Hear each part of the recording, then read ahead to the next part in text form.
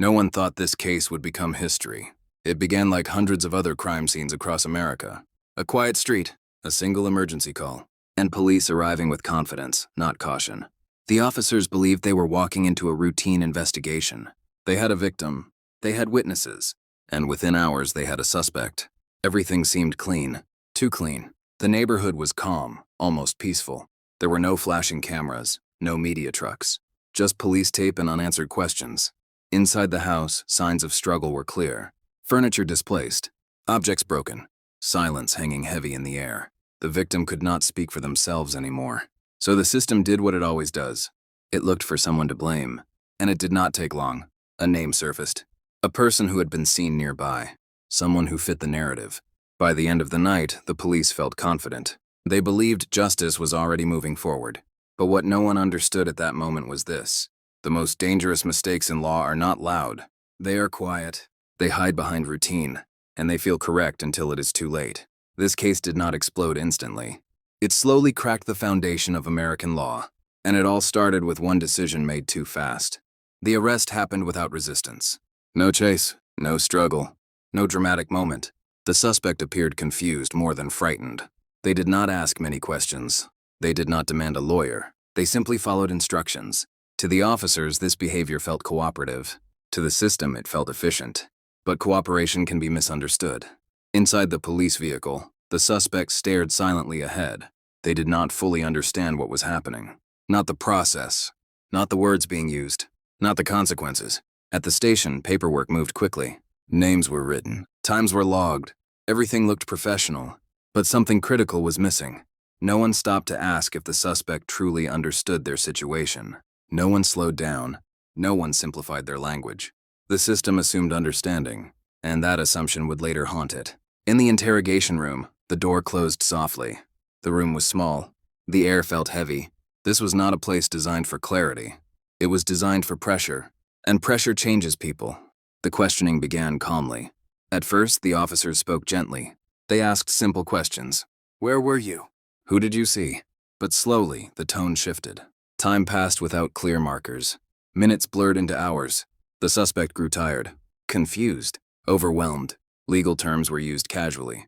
Rights were mentioned but not explained. Words moved faster than understanding. The suspect nodded often, not in agreement, but in confusion. This is something psychology understands well. When humans feel trapped, they stop processing information fully. They focus on escape, not truth. The officers believed they were being clear. The suspect believed compliance would end the fear. And between those two beliefs, something dangerous formed. Eventually, the words appeared on paper. A confession, clear sentences, specific details, a signature at the bottom. To the police, this was success. The hardest part was over. But the confession was not born from understanding. It was born from exhaustion. The suspect did not fully grasp what they had admitted to. They did not understand the permanence of those words. They believed the nightmare would end.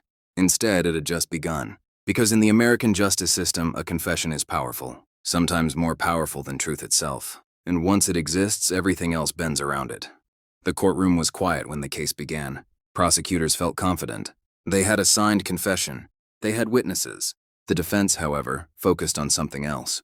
Not the crime, not the evidence, understanding. They asked a simple question. Did the suspect truly understand their rights? At first, the question seemed insignificant, almost technical. But technical details are where laws live and die. Experts were called in, psychologists, language specialists, and what they revealed began to shake the room. The experts explained something uncomfortable. The suspect had limited comprehension, not stupidity, not guilt. A gap between words spoken and words understood. The legal warnings were delivered, but they were not absorbed. The suspect did not grasp the right to remain silent. They did not understand the right to an attorney. The confession, they argued, was not informed. And an uninformed confession is not justice. It is coercion wearing a polite mask. The courtroom shifted. For the first time, the system looked at itself. The judge faced a choice no one wanted. Ignore the flaw and preserve the conviction, or acknowledge it and change the rules. One option protected the case. The other protected the future. This was not about one suspect anymore. It was about millions of future arrests. The room waited. History held its breath. The ruling was clear. The confession was thrown out. Gasps filled the courtroom. The case collapsed. But something bigger rose from the ruins. The court demanded change. Clear communication, simple language, no assumptions. Rights had to be explained in a way people could actually understand. Not fast, not casually, properly. Police departments across America took notice. Training manuals were rewritten, procedures updated. Officers were taught not just to speak rights, but to ensure comprehension. This was not weakness. It was protection.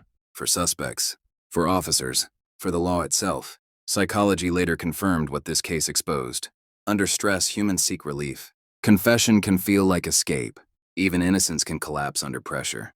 This truth disturbed many, but ignoring it would have been worse. Decades later, this case is still taught, not as a failure, but as a correction. A reminder that justice must be understood to be fair. That power without clarity becomes abuse. Every time rights are read today, this case is present. Invisible, but powerful. One mistake, one confession, one ruling, and an entire legal system was forced to grow up. This was not just a crime story. It was a warning.